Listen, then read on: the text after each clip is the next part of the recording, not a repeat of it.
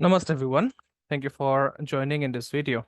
So this video is about understanding, how to see homosexual tendencies from the horoscope.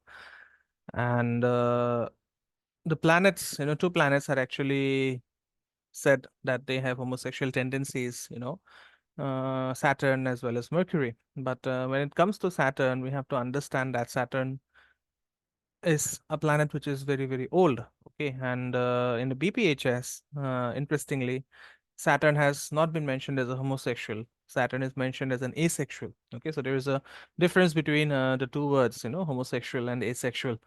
And when we say asexual, it actually means, someone who is not interested in sex or someone who has lost the desire for sex. And this is actually understandable because Saturn represents the highest form of spirituality. Okay.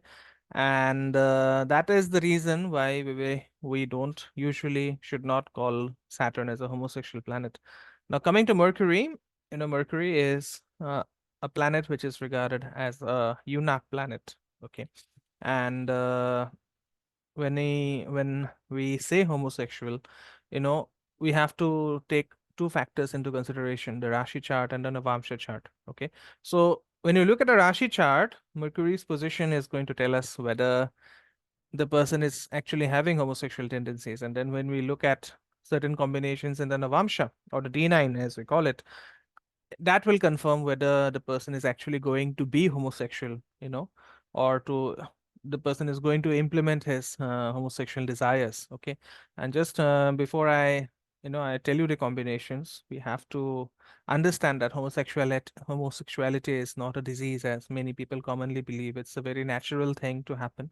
So there should not be any kind of persecution related to anyone, if you have this, if you come across this tendency in the chart. So anyways, coming to the topic. Okay, so if Mercury as well as Rahu or Ketu is somehow related to the seventh house of the horoscope, okay, in the D1, right, in that case the person is definitely going to have homosexual tendencies. Okay.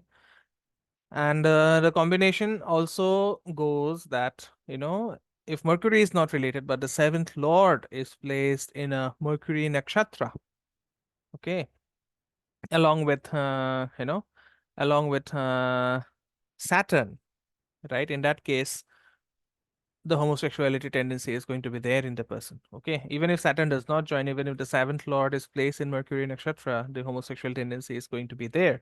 And if Saturn joins the combination, or if Rahu or Ketu join the combination, then also this homosexual tendency is going to be there. Okay, but how to confirm it, whether the person is going to actually go after that tendency? You look at the Navamsha and see Mercury's position only. So if Mercury is in any way related to the seventh house of the, of the Navamsha chart,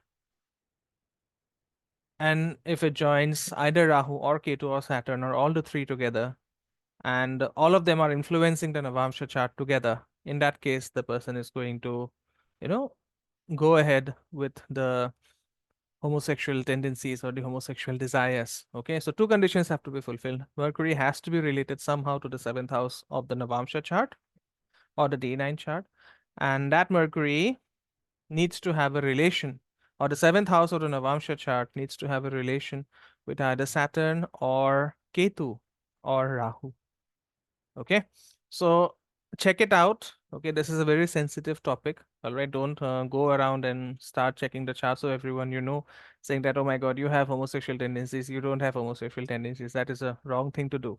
Okay, check it out. And if you're a practicing astrologer, then maybe you can you can have more openness while dealing with the client and their issues, because I have seen, as a when clients come for consultations, they don't usually like to reveal these tendencies because of the conservative nature of society in India.